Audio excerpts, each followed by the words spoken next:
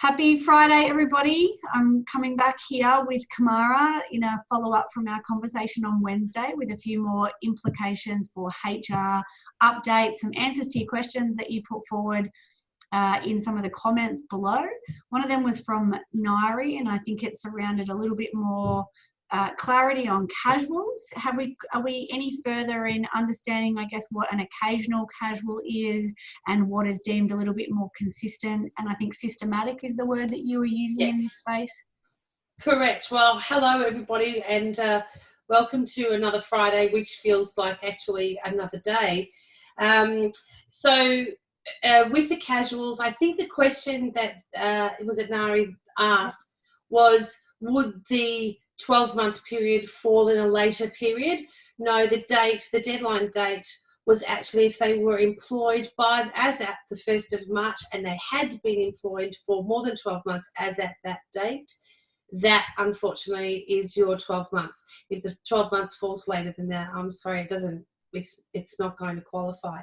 So the other part was around how we deemed a regular.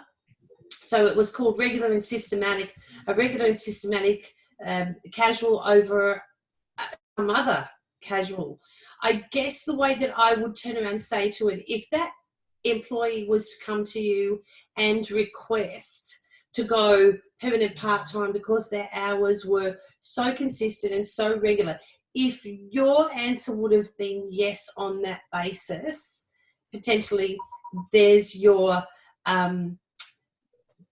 regular and systematic time frames around that casual. If you couldn't say that and they're quite irregular, then they're not going to be deemed casual. So if you've got an admin staff member that might cover occasionally when somebody's sick or on holidays, or if you've got a junior that might come in and do 3 hours at the end of a shift once a fortnight or every 3 weeks, they're probably not deemed eligible based upon that definition. Potentially not. Okay. And look, as long as you try your best to apply that thought process, it's not going to draw any problems for you. Okay. So some of the other discussion that's been going on a bit behind the scenes is this now accruing of leave. So we've seen a lot of clinics that obviously prior to the stand downs being announced had seen or had some disruption, some economic disruption in their business and were forced to or negotiated some varied hours. So full-time practitioners who might have stepped back into a more of a part-time role, or some admin staff who've reduced some hours, and they've kind of negotiated that previously. There's also been stand downs that have occurred for no fault of some companies. If, for example, they've worked out of a gym space, that gym's been sent down, or a council space area, for example, they probably haven't had a chance to negotiate variations, or therefore they've people after JobKeeper has been announced have then since varied contracts to align with JobKeeper. How does that all sit when it comes to, because now I'm hearing that you've got to accrue leave for this period of JobKeeper, and are you accruing leave based upon, pre-JK JobKeeper or after JobKeeper has been announced? So I guess the thing that I would say to you is if, and this is according to ICB, which is the Institute of Certified Bookkeepers, and one of the large organisations that I align myself with, they have, so that according to everything, they've stated that if you were smart enough to have jumped very quickly into reducing and renegotiating your hours with your employees prior to the announcement of JK or JobKeeper, you will only have to pay annual leave or accrue your entitlements, all of your entitlements, on those lower hours. If, however, you waited until after JK was announced, I'm afraid you're going to have to accrue the hours on the full-time hours or the permanent part-time hours that they did prior to you renegotiating those, because it sort of seemed as almost contrived because you've done that in line with JobKeeper. But what about outside of JobKeeper? If that was out of your hands and you went into forced stand down? Close down. So if you go forced stand down, it's the same thing. So if you have gone into a stand down mode, and you're not going to be applying for the JobKeeper, unfortunately, you will still have to accrue all their entitlements for the period of time that you're actually shut down. Now, even if they've negotiated to reduce hours down in a stand down? Well, in a complete stand down, there's no hours worked, and the only thing that you potentially get is a JobKeeper program if you paid them to stay home and do nothing. Yeah.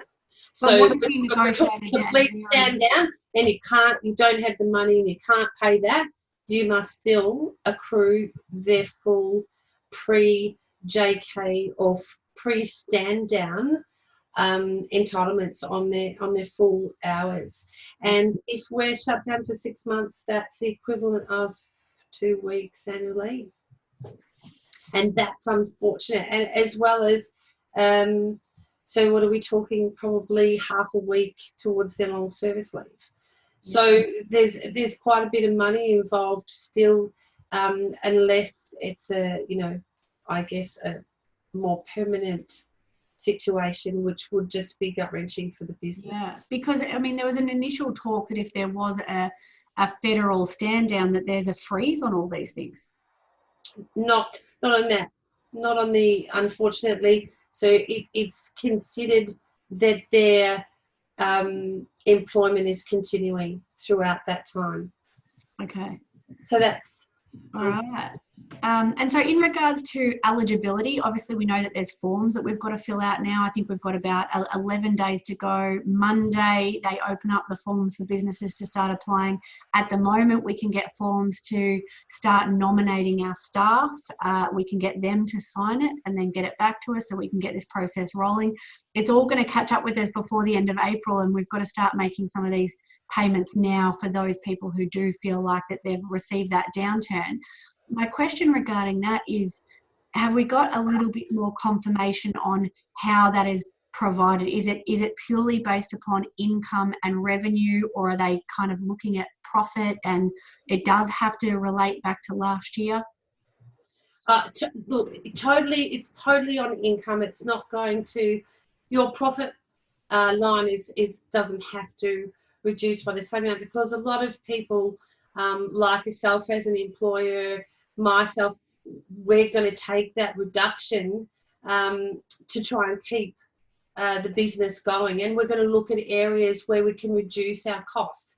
We're going to look at asking our landlords and real estate agents to reduce those costs. So that's a survival mechanism. Yeah, okay. So what it's deemed on is going to be deemed on the actual physical income. Now, the thing that they've also done, so even though we're all going to be lodging BASs as soon as we possibly can, although a lot of those things have gone on the back burner because we've just been trying to find out what we're supposed to do. So people are going to lodge their BASs, and those March BASs may technically not meet that 30% reduction.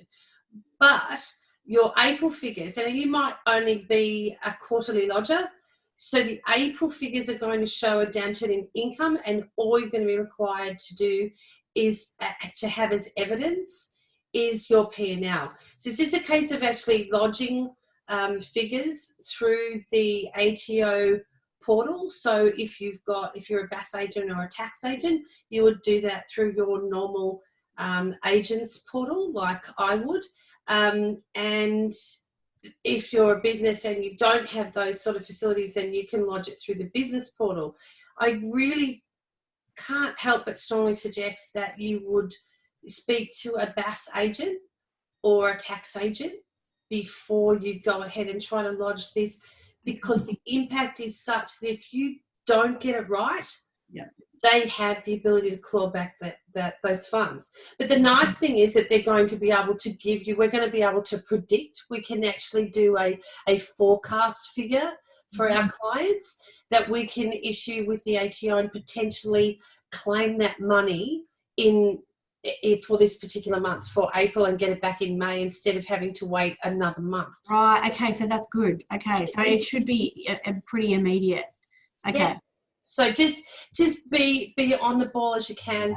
Get those forms started. Go to the ATO website. And I think, for those businesses who are teetering, so let's just say that you've had a great year, and so most businesses try and at least push towards a 10% growth period over a 12-month period. If you are, doing well and you've got everything implemented, you would hope to get a little bit of growth, and with that growth, you put on more staff, you increase your expenses, you look to innovate, and then let's just say you've definitely got that 30% downturn. But based upon the 10% profit from April the previous year, you're only looking at a 20% downturn. That just doesn't apply?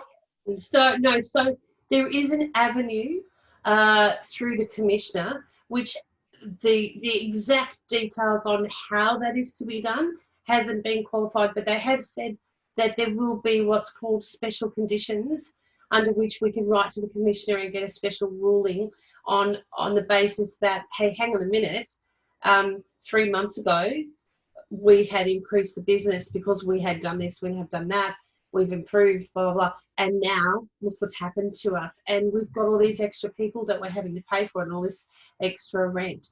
And look, just on the JobKeeper payments, the most important thing they're saying is that you must have paid each one of your eligible employees the full $3,000 in April, so by the 30th of June.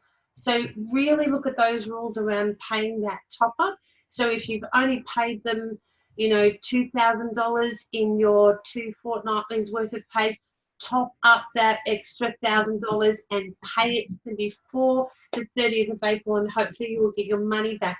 If you don't have the cash flow, as I said, our industry body is currently seeking a particular document that we are hoping to supply to our clients, and I'm more than happy to share it with your group, Jade. That's actually a document that you can take into the bank and say, hey, here it says, your industry says you have to bankroll us, because obviously what you've got to understand is when they get their repayments, when that's repaid by the government, it actually has to go back into that same bank account. So it's not like they can pocket the money. Yeah. And this is where the banks have got to actually provide a line of credit, and that money will be paid back. And that's a really great, I think, from an employer's point of view, who is very concerned about wanting to, they believe they can meet the criteria, but they just don't physically have that money. Yeah. To be able to go into the bank and say, hey, listen, you have to give me that line of credit because this document says you do, and it's the law. I think that's going to give people a little bit more peace of mind. But for a sole trader who doesn't have the money to pay themselves that $3,000, that is just a reimbursement for a sole trader? So the sole trader too, if the sole trader is in business, the sole trader can also go to the bank. And so they have to be seen to still pay themselves $3,000? Correct. Right, so it has to actually, okay.